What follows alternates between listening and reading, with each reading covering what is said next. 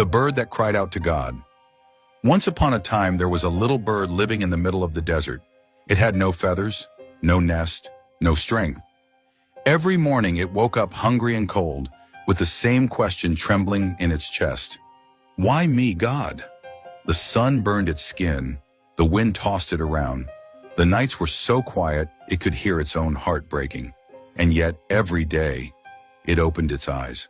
Not because it had hope, but because even death didn't want it. One day, while crying alone on a hot rock, an angel passed by. The bird with a dry voice and dim eyes shouted, "Wait, where are you going?" "I'm going to heaven to meet God," the angel replied. The bird lowered its head. "Can you ask him something for me? Ask him, when will this punishment end? When will he remember me? Because I can't take it anymore." The angel nodded gently and disappeared. When he reached heaven, he told God what the bird had said.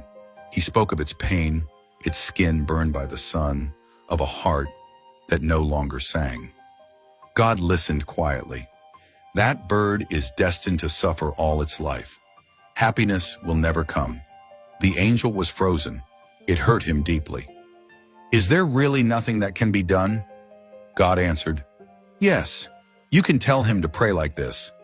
Thank you, God, for everything." Nothing more, just that. The angel returned to the desert with a broken soul. He didn't know how to deliver that message, but he did. The bird listened quietly. It didn't understand. It didn't argue. It didn't ask for more. That night, trembling and featherless, it looked up at the dark sky and said for the first time, "Thank you, God, for everything." It said it with anger, with tears, with exhaustion, but it said it, and it repeated it the next day, and the next, and the next. No miracles happened in the first minute, or the second, or the third, but on the seventh day, the clouds released a gentle rain. A green living plant grew from the ground, and beneath it, a small pond reflected the sky. And in that reflection, the bird saw itself covered in feathers. For the first time in its life, it sang. Not from happiness, but from real gratitude. The angel, seeing this, returned to heaven, confused. "God, you said that bird would never find happiness. What happened?"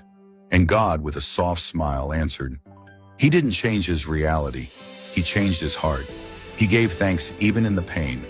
And when the soul changes, everything else changes too." You reading this now, maybe today you feel like that bird. Maybe you've asked yourself, why me? Maybe you've waited